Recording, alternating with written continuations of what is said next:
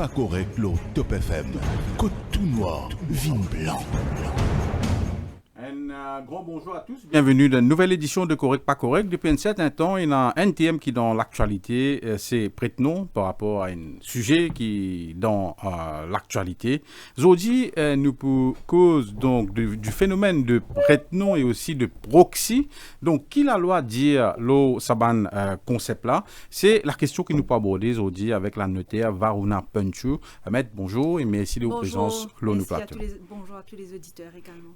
Et évidemment, je rappelle que vous êtes capable de suivre nous sur nos pages Facebook Top FM Mauritius, que vous êtes capable de laisser une question là-bas et on va relayer la question ou alors vous allez aussi un commentaire qui nous va évoquer avec notre invité. Donc, Maître Varuna Penchou, souvent nous pétons ça affaire prête-nom déjà avant que nous cause proxy. Et il y a beaucoup de gens qui font confusion, même une femme fait confusion entre ce thème là, mais déjà nous causons prête-nom. C'est quoi un prête-nom? Alors, le terme prête-nom, comment le dire, prêter, prête ou non, on prête ou non, ok? Donc, qui était prête-nom, ça veut dire, me donne un exemple. Ça, l'exemple là, il vient dans, enfin, ça concept là, il vient dans l'actualité actuellement, mais bon, nous va pas l'actualité, mais on explique le concept là pour qu'ils comprennent qu'est-ce que c'est. Alors, normalement, quand nous payons acheter une affaire, nous payons, il peut venir nous non, ok? Nous acheter un loto, nous acheter la case, un terrain. Normalement, il peut à nous non, ou bien non, à nous compagnie, à nous société, etc. À ce là, arrivé qui, enfin pas arrivé, je veux dire arrivé, c'est-à-dire que dans la réalité, il est arrivé, je ne veux pas dire qu'il est recommandé, au contraire, il est illégal, mais il est arrivé qui, par exemple, Enamandimoun, je tenais tellement beaucoup d'assets qui se besoin dissimuler.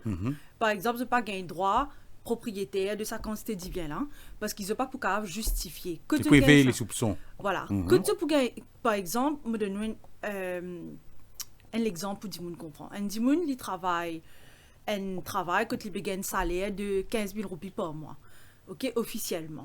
Nous pas capable, ça Dimoun là, il n'est pas capable, ce nom est 3 biens immobiliers, 4 biens immobiliers, un loto, un bateau, si pas un 4x4. Il n'est pas pour normal, il n'est pas pour une corrélation à ce revenu. Donc là qui est arrivé, ça commence à éveiller les soupçons, comment on peut dire. Et dans ce cas-là, il vient une suspicion qui s'appelle bien là, il va bien mal acquis, qui vient acheter et un fonds qui pas propre. Okay? Donc qui ça veut dire? Ça veut dire qu'il y a une possibilité qui, c'est une opération de money laundering, comme on dit, blanchiment d'argent. Voilà. Money laundering, qui ça veut dire? Laundering veut dire mettre ban layeuse. Ok?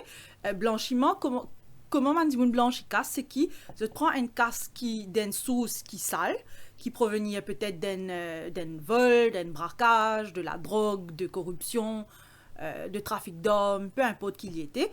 Je servis ça dans mes affaires qui légales. OK, pour faire mes affaires qui légales, de sorte qui casse là, paraît là qui l'utiliser nous n'est plus retrace sa casse là. C'est ça opération de money laundering et de blanchiment d'argent. Donc moi revient au concept de prête-nom, ou des moments qui a été prête-nom. Donc, prête-nom, nous prenons l'exemple Andy Moon qui est un trafiquant de drogue. Ok?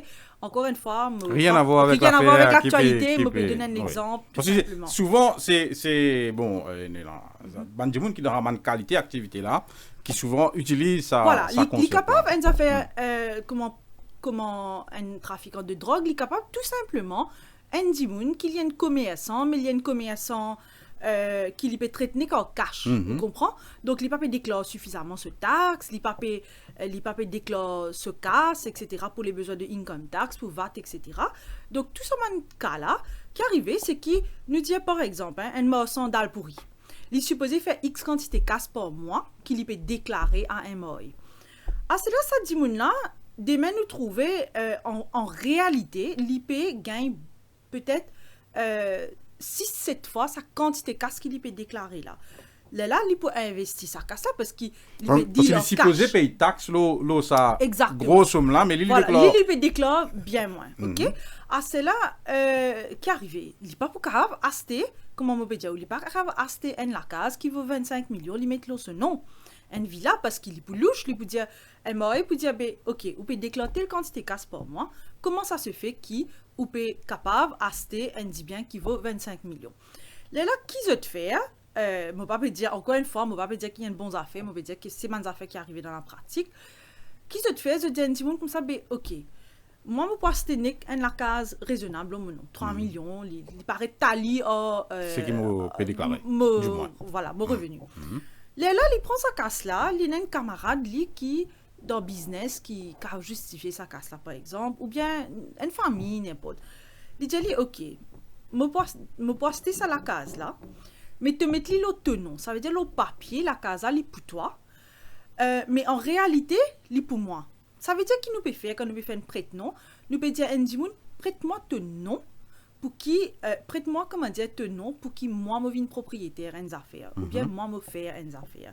C'est ça, prête-nom, ok? En termes légaux, on appelle ça une contre-lettre. Contre-lettre. Contre-lettre, ok? Donc, qui il peut faire? Il peut dire à Ndimoun, par exemple, me dire, voilà, me placer ça à la case, me donne toi la case, toi le code notaire, toi c'est toi, te déclarer devant le notaire qui lit pour toi, c'est la case qui te place là, mais en réalité, lit pour moi. Ça veut dire moi qui pourrais ça dans, moi qui pourrais lui, ou jamais on met les pieds même dans la case là, ou pas connaître que la case a été, on a le code notaire, on signé, on a un contrat là, ou non bien bon, moi qui peux louer lui, moi qui gagne ce rental income, moi qui peux faire rénovation là-dedans, etc., etc. Voilà un peu le concept de prête-nom. Là, moi, je donne l'exemple d'un bien immobilier, il est capable tout aussi bien un bateau, un cheval, il est capable n'importe quoi. Un gros véhicule. Un gros véhicule, un poche, un whatever, qui part pour t'aller à mes moyens, qui m'a dit, ok, mettez-le l'autonome parce qu'il part pour t'aller à mes moyens, et aussi parce qu'il fait ce service prête-nom aussi, c'est pour éviter qui demain il a un cas contre nous l'IAL saisi. Ok, comment je te connais quand l'ICAC peut faire l'enquête, quand la police peut faire l'enquête, tu vois l'institution comment FIU etc. Je peux déterminer qui voilà il a une possibilité de money laundering, je gagne droit à mettre un attachment, attach ça c'est-à-dire gel les avoirs, voilà gel les avoirs etc.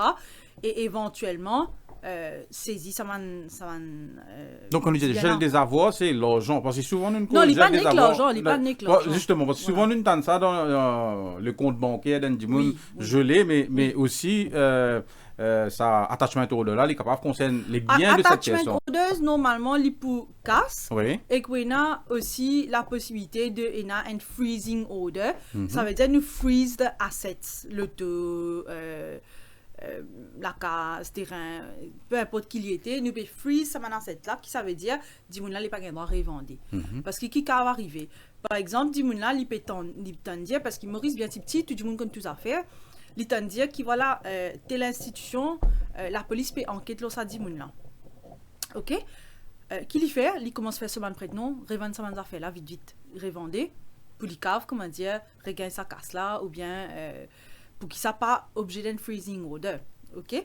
Donc, justement, c'est là, c'est à cause qui va une autorité, c'est là, c'est impose un freezing of assets, que dit moun là, pas gain droit dispose, pas gain droit vendre ce ban.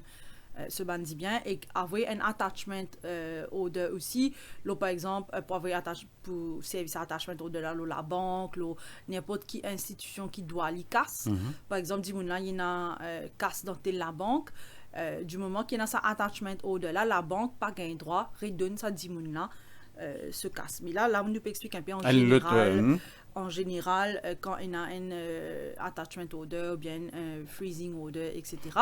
Mais pour revenir au concept de prête-nom, c'est quoi? Donc, comme on dit, il est utilisé pour pas besoin de dissimuler la réalité. Ok? Donc, prête-nom là, il est capable d'une affaire aussi simple qui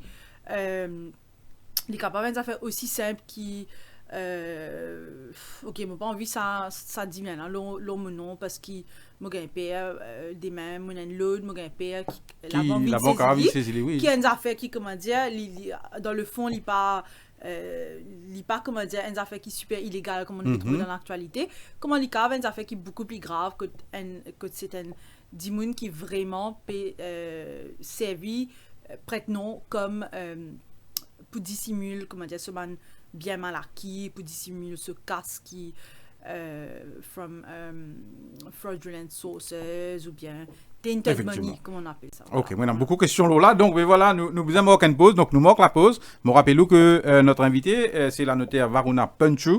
Nous manquons la pause et nous retrouvons dans quelques secondes.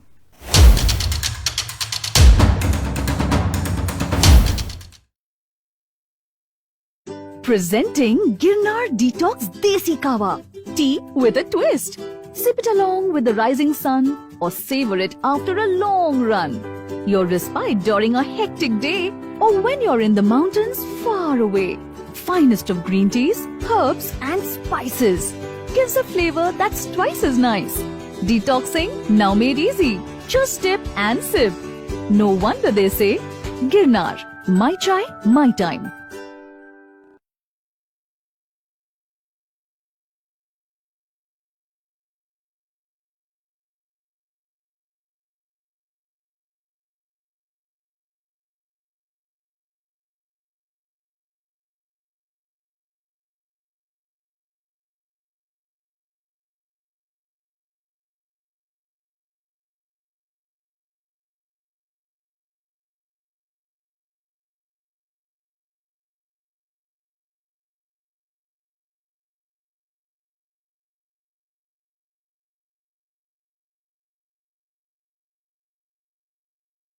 De retour dans Correct pas correct, aujourd'hui nous évoquer les concepts de prête-nom et de proxy. Je rappelle que notre invité c'est la notaire Varuna Punchu. Et donc nous évoquer ça par rapport à l'actualité. Évidemment, ça ban sujet là, dans l'actualité, mais nous ne pouvons pas beau ça ban sujet qui est là, ban l'enquête etc. Mais nous pouvons dire cause pour qui Dimoun comprend donc c'est quoi un prête-nom et c'est quoi un proxy. Mais à un moment, Maître Punchu, où tu peux dire comme ça qui est un dimoun donc tu es capable de prendre un terrain, dis bien, tu t'assieds, tu te mettre une compagnie. Donc ça n'a rien à voir avec le prête-nom. Même quand on peut mettre aux enfants par exemple. Non, vous connaissez le concept de prête-nom. Et là aussi, nous avons aussi quelle est l'intention derrière. Comme on dit, ou la contre-lettre ou le prête-nom, nous avons aussi l'intention derrière. Si vous pouvez mettre, par exemple, un asset, le nom aux enfants qui mineurs, parce qu'ils vraiment ont envie qu'ils y gagnent, ça dit bien là, qu'ils y gardent, ça dit bien là, jusqu'à vivre grand, parce qu'ils vous pouvez faire un investissement pour les enfants, c'est complètement autre chose qui vous pouvez mettre un asset le nom aux enfants, tout simplement pour ne pas éveiller les soupçons des autorités et parce qu'ils n'ont pas envie que ça asset-là paraisse au patrimoine. Donc, il y a aussi la question de l'intention derrière qui nous a guetté. Parce que la contre-lettre, comme on me dit, il n'est pas tout simplement qui peut financer un dimoun pour lui acheter ça et il peut mettre l'île au nom. Non. Il dit que l'intention, c'est qui ça dit bien là, en fait, il reste pour moi. L'intention, c'est ça. Donc, dans la loi, nous avons le concept de Ultimate Beneficial Owner. Donc, tout bon notaire, tout le monde qui n'a un code notaire qui n'a pas des affaires récemment ou dans les dernières années pour connaître, le notaire nous a le devoir, quand nous peut faire un acte à vente, une acquisition, etc., ascertain from the buyer who is the ultimate beneficial owner. Qui ça veut dire? Ça veut dire, demain, où vini ou peut acheter des affaires. Moi, ou non, moi. Mais moi, quand même, je demande ou peut acheter ça pour, ou même là, ou bien ou peut acheter ça pour détenir ça pour une autre dimoun. Évidemment, pas tout le monde qui pourrait répondre. Il y a une mauvaise intention là, il pas pour répondre, évidemment. Mais nous avons le devoir de poser cette question-là et même nous l'enquête interne à travers une question, à travers une search, à travers un indice qui nous a, par exemple, qui peut financer, qui fait, il peut financer s'il y a une autre dimoun. Je donne un exemple bien simple. Demain, un enfant, il peut acheter des affaires sur un parent de Nikas, il fait une donation, une de Nikas. Et vous trouvez qu'il casse là peut venir depuis compte un autre dimoun. OK, vous trouvez qu'il casse là peut venir depuis compte sur un parent. Vous demandez mais qui fait casse là peut venir depuis ou compte. Là s'il dit comme ça ben sur un parent puis on veut faire une donation pour aider lui peut marier, il envie construire sur la case etc. etc. Les ça fait tout à fait logique. Nous déclarons dans le contrat là, nous pas vin un prête-nom là. Il peut tout simplement donner cas, ça le dit on peut financer, mais the ultimate beneficial owner, the owner and the ultimate beneficial owner, il reste même du monde. Le bénéficiaire ultime, il reste ses enfants là même. Par contre, quand nous gagnons ces affaires prête-nom là, c'est qui si par exemple moi, je peux financer le du monde, je peux dire c'était l'île autonome, mais l'intention c'est tout le temps que ça devient la reste pour moi. Là, il y a une autre affaire, vous comprenez? Donc, nous besoin asserter sa ultimate beneficial owner là pour connaître déjà est-ce qu'il y a un dimoun qui pas gain droit à ce derrière, est-ce qu'il y a un dimoun qui peut financer ça de fonds qui illicite. Aussi, nous avons une obligation de asserter le ultimate beneficial owner pour connaître s'il n'est pas un non-citoyen mauricien, parce qu'il peut-être tout connaît, peut-être pas connaît, mais les étrangers, les non-citoyens mauriciens, ils ont une condition très stricte sous lesquelles ils sont capables d'acheter ou pas acheter un bien immobilier à Maurice. Donc, les caves arrivées qui, il y a un cas dans le passé, que il fait un contrôlette, un dimoun n'est pas mauricien, il fait un larco et un dimoun, et il dit comme ça, bon, acheter ça, toi. Il y a un cas aussi qui ne passe la cour, que un non-citoyen, par exemple, une liaison d'amitié qui se fait taxi l'hôtel, c'est pas qu'ils ont habitué rencontrer ça, qu'ils viennent en vacances Maurice, je ne mets ça dit bien là ce nom. Après là, bien sûr, c'est un dimoun qui part, ou pas connaît dans 10 ans, problème arrivé, les là qui peut récupérer ou bien. On n'est plus camarades dans 10 ans. On n'est plus camarades, ou bien on met ça le nom une copine, une concubine, un copain, etc. Et après, je n'ai plus ensemble et je peux en virer trop ça, un non-citoyen, un mauricien. Donc, tout ce que fait là, les bonnes affaires qui donne lieu à cette situation de prête-nom là. Mais étant donné qu'il évoque le rôle du notaire, et étant donné qu'il ou même vous dire qu'évidemment, il y a des gens qui ont une mauvaise intention, ça ne veut pas vous dire comme ça, le ultimate beneficiary, c'est pas ultimate beneficial owner, c'est pas moi, mais c'est arrivé où il y a un soupçon, un notaire ou un autre professionnel, il y a un soupçon, là qui est arrivé. Alors, nous avons l'obligation sur le FIAM-là de filer ça qu'on appelle un Suspicious Transaction Report. Ok? Donc, d'après les règles qui concernent money laundering, si nous trouvons qu'il y a une transaction qui paraît suspect, nous avons un doute, nous besoin filer un Suspicious Transaction Report et selon la possibilité ou pas de s'abstenir d'agir dans ce cas-là. Selon qui nous avons la possibilité ou pas. Parfois, nous avons une possibilité de s'abstenir qui fait parce que s'il arrive trop loin dans une transaction qui un seul coup tu peux trouver ça et ou arrêter les caves nous a aussi le risque de tipping off qui nous pas gain droit faire nous pas gain droit fait client là connaît qui par exemple voilà nous peut filer un suspicious transaction report. Donc il va automatique que la transaction peut arrêter donc la transaction capable de continuer mais je besoin faire. Bon ça il y a un grand débat qui nous-mêmes en tant que notaire nous pose la question plusieurs fois à la FAU pour connaître quelle est la marche à suivre dans ce cas là et voilà donc je dis nous qui normalement s'il est possible arrêter nous arrêter s'il n'est pas possible qui fait me dire s'il n'est pas possible, c'est-à-dire si arrêter will result in a tipping off, là, nous pas qu'à faire. Ok. Mais quand nous peut cause de contre-l'aide, donc de prête-nom, donc officiellement, mettons qu'il y a une transaction faite, il y a des gens qui ont fait la loi ce nom, donc pour la loi, les lois non, ça dit mon nom, donc des fois, enfin, je ne connais pas où, il arrive dans le cas, donc moi, tu peux dire que ça dit mon qui est supposé agir comme prête-nom, là, il agit vraiment comme propriétaire, et donc, légalement, le bien est au nom de la personne. Oui, légalement, c'est au nom de cette personne-là. Mais comment on peut dire où dans cas qui est là, à qui appartient le bien légalement, c'est à Samandi Moun, donc ce nom y était là. Mais qui s'en a qui finance, qui s'en a qui comment dire, derrière la propriété de Saman Biela, c'est le Dimoun. À savoir que depuis 2012, en fait, contre l'aide, il y a une affaire qui existait dans la loi, qui existait dans le Code civil, une contre-l'aide possible, n'est pas tout le temps illégal. Hein. Justement, c'était ça ma prochaine question. Voilà. Donc, dans tous les cas, ouais, allez, ok, me laissez Voilà, continuer. une contre-lettre n'est pas tout le temps illégal. Oui. On est capable de faire une contre-lettre pour une affaire illégale aussi. Mais la contre-lettre, depuis 2012, est interdite pour tout ça qui concerne le bien immobilier. OK? À cela, qui fait mauvais dire, il y a un cas que de contre-lettre est capable légal. Donc, déjà avant 2012, même en ce qui s'agit d'un bien immobilier, où tu as fait une contre-lettre. OK?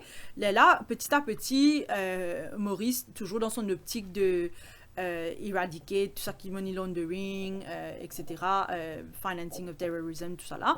Donc, l'INVIN a la loi là pour dire que la contre-lettre, dès qu'il y concerne bien immobilier, donc le prête-nom, dès qu'il y concerne un bien immobilier, les pour null and void. Ok. Laisse-moi retourner là. Hein. Donc, tu veux dire qu'avant 2012, donc, ça, c'est possible, même l'on bien immobilier. Dans quel cas de figure, par exemple, tu arrivé quand tu as dit que bizarre, service à un contre-lettre, hein? Mais, enfin, d'un cas légal, hein, d'un cas de figure légal, quand tu as dit bizarre un contre-lettre. Bon, quand on dit bizarre contre-lettre, il y a beaucoup de cas. Comme on me veut dire, s'il y a des gens qui paient bizarre, blanchissent de casse, qui paient bizarre, évite ouvert les yeux, MOE, etc.